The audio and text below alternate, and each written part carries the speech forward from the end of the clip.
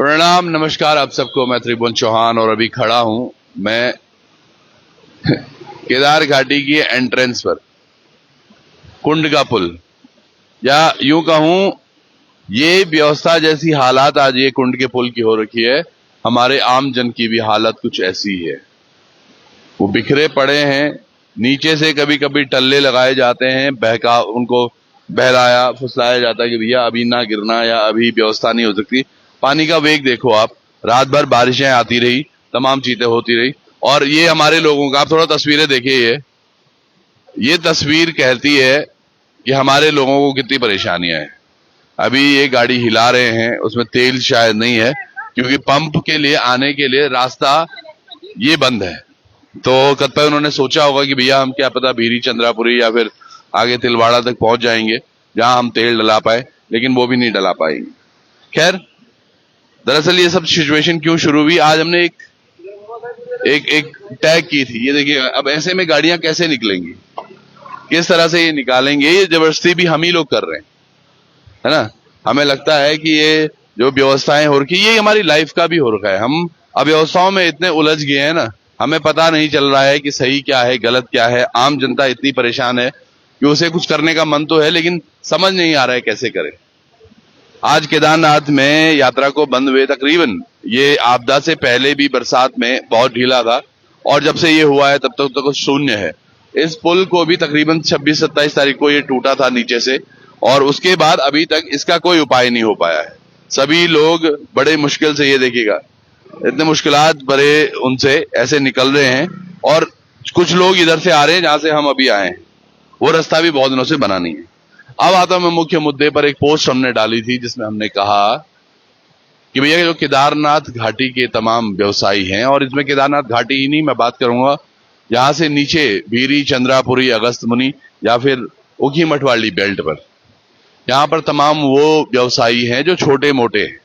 कईयों ने होटल अपने लीज पे ले रखे हैं, कईयों ने अपने बैंक लोन करवा रखे हैं, कईयों के ऊपर कैंप्स थे वो टूट गए हैं, कईयों की दुकानें टूट गई हैं। वो सब वो लोग हैं जिन्होंने चंद पैसा, किसी ने उधार लिया होगा, किसी ने लोन लिया होगा, किसी ने कहीं से लिया होगा। इन सब को आज शायद आवश्यकता है कि इन पर मरहम लगाया जाए, पर वो मरहम लगेगा कैसे? क्योंकि बात शायद हो रही है कि भैया कितने लोग गुम हुए हैं, कितने लोग हताहत हुए हैं, उनको निकाले जाने की प्रोसेस चालू है, लेकिन वो लोगों का क्या जो अभी अपनी गद्दियों पर तो बैठे हैं लेकिन शून्य है पिछले कई महीनों से। दो चीजें हैं इसकी, एक, रोजगार की कोई व्यवस्था बनाई नहीं गई है कभी भी नहीं, और आज भी हमें लगता है कि शायद, मैं वही तो बोल रहा था, ये पुल के हालात से है हमारे। ये खच्चर वालों के क्या हाल होंगे, ये खच्चर पता नहीं किसके हैं, क्या हैं, इनके क्या हालात होंगे, इनको कोई पूछने वाला नहीं। मैं बता रहा हूं ना, ये पुल से हालात हैं हमारे सभी व्यवसायियों के, चाहे वो खच्चर वाला हो, ये टैक्सी यूनियन वाले हों, हमारे होटल के व्यवसायी हों, हमारे दुकानदार हों। मतलब यहां पर दुकानदार इस तरह से प्रभावित होते हैं यात्रा से, समझिएगा हो सकता है वो केदारनाथ नहीं जा रहे हो, लेकिन अब एक फोटोग्राफर है जिसने कि किसी की शादी शूट की होगी, उसको 15-20 हजार रुपए उसने लेने होंगे, पर जिससे लेने हैं वो केदारनाथ से ही कमा कर देने वाला था उसे। राशन किसी के यहां गया है शादी में, तो वो राशन का गल्ले का जो सामान, जो पैसा था ना, वो केदारनाथ से कमाकर उसको देने वाला था। तो डायरेक्टली और इनडायरेक्टली पूरी घाटी इफेक्ट होती है, गांव के गांव इफेक्ट होते हैं, और पिछले वर्ष भी कुछ ऐसे ही हुआ, अब के वर्ष भी ऐसे ही हुआ। अब जो हमें प्रत्यक्ष रूप से दिख रहा है कि भैया चोट लगी है सर पे, पैर पे, इनको मरहम चाहिए, इनके लिए कुछ मुआवजा बनाए, किसी का कुछ क्षति हुई है, वो तो ठीक है, पर जो अप्रत्यक्ष क्षति हो रही है उसके बारे में क्यों नहीं सोचा जा रहा? क्या इस पर सरकार का कदम ऐसा नहीं होना चाहिए था कि ये बैंक में बात की जाती, जो जिन जिनके लोन है उनकी लोन माफी के लिए, कर्ज माफी बड़े बड़े हुकुमदारों की हमने होती देखी है, चाहे वो बड़े बड़े उद्योगपति हों या उनके कर्ज माफी हो जाती, हमारे किसानों के क्यों नहीं होती, काश्तकारों के क्यों नहीं होती? इनको इस मौके पर क्या थोड़ी सी मदद नहीं दी जानी चाहिए सरकार की तरफ से? सोचिएगा, ये बड़ा प्रश्न है, क्योंकि अगर आप किसी को रोजगार या आजीविका में मदद करते हैं तो सतत हमेशा के लिए हो जाता है। कतिपय हमने ऐसे भी लोग देखे, यार 5-10 हजार रुपए दे रहे हैं, 10 हजार रुपए दे रहे हैं, 10 हजार रुपए कहीं दे रहे हैं, क्या वो मदद एक सूक्ष्म मदद है, लेकिन वो पल के लिए है। वो पैसे कब खत्म हो जाएंगे पता ही नहीं चलेगा।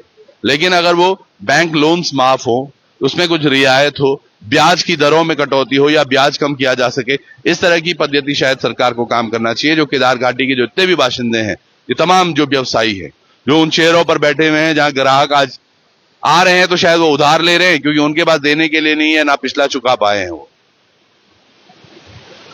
इन पर यकीनन नजर पड़नी चाहिए।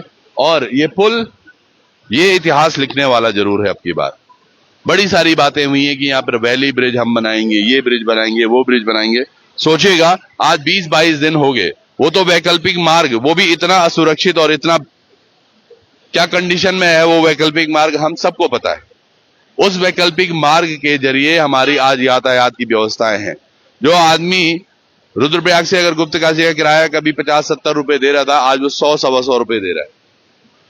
ये क्यों? क्योंकि फेरा पड़ रहा है। गाड़ी वालों की भी गलती नहीं है। दूसरा, गाड़ी वालों का नुकसान क्या है कि वहां टायर बड़े घिस रहे क्योंकि कच्ची है वो सड़क, और इतने दिनों से वो लगातार वहां रोड़ी कूटे जा रहे, उनसे वो पक्की नहीं हुई है सड़क। 20-25 दिन हो गए हैं आज।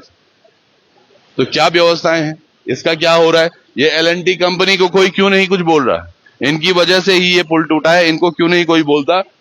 सुनने में आया इन्होंने भी बड़ी बड़ी स्कॉर्पियो किसी को दी है जब ये बन रहा था। तो ये धांधलेबाजी अगर बंद हो, ये चोचलेबाजी अगर बंद हो, तो शायद स्थानीयों के बारे में सोचना शुरू करेगी सरकार या प्रशासन भी। इस बारे में यकीनन सोचा जाना चाहिए कि कैसे जो केदार घाटी के बासिंदे हैं, जो यहाँ के सूक्ष्म या बड़ी संख्या में जो व्यापारी हैं, वो सभी प्रभावित हो रखे। आप लॉज वालों के चेहरे देखो, आजकल उतरे हुए हैं। किसी ने लीज पे 18 लाख 20 लाख में ले रखा था, किसी ने बैंक के कर्जे देने थे, बैंक की EMI देनी थी। ये तमाम चीजें होनी है, पर होंगी कैसे जब कोई आएगा ही नहीं। और आगे देखते हुए अभी सितंबर माह से भी अगर शुरू होती है यात्रा, और किस तरह से हो पाती है, क्योंकि हमने देखा एक बड़ी फोटो चल रही है कि भैया मुख्यमंत्री से काफी लोग मिले हैं, पर ये आपके, मुझे तो लगता है ये आपके पार्टी के कार्यकर्ता ही हैं जो आप मिलके आए हैं और आप उनको कुछ सांत्वना दे रहे हैं यात्रा के बारे में। यात्रा के बारे में अगर आपने सोचना होता तो यकीनन इन चीजों पर काम किया जाता। देहरादून में बैठकर बैठकें नहीं की जाती। यहां पर क्या हो रहा है दरअसल भी ये देखना बहुत जरूरी है। हमारे तमाम लोग खाली बैठे हुए हैं, बड़े बड़े पत्थर, ये रोड़ा बने हुए हैं हमारे विकास का, हमारे आने वाली चीजों का। सोचिएगा इस बारे में, क्या इन तमाम व्यापारियों का, छोटे मवेशी पालकों का या हमारे किसान भाइयों का, इन पर कुछ सोचा नहीं जाना चाहिए? क्योंकि आने वाले समय में भी मुझे नहीं ज्ञात कब तक ये यात्रा स्थायी हो पाएगी। और जो हमारी पहले से चलती है उसको घुमा फिरा के इतना बुरा उसमें कर दिया कि अब 10-15 दिन बस यात्रा चल रही है, उस पर भी सोचा जाना चाहिए। चलिए जुड़े रहिएगा, आपसे जुड़े चलेंगे, इन बातों में सोचिएगा। तब तक के लिए देखिएगा तस्वीरें जो ये तमाम चीजें हो रही हैं। बहुत बहुत धन्यवाद आप सब लोगों का। नमस्कार।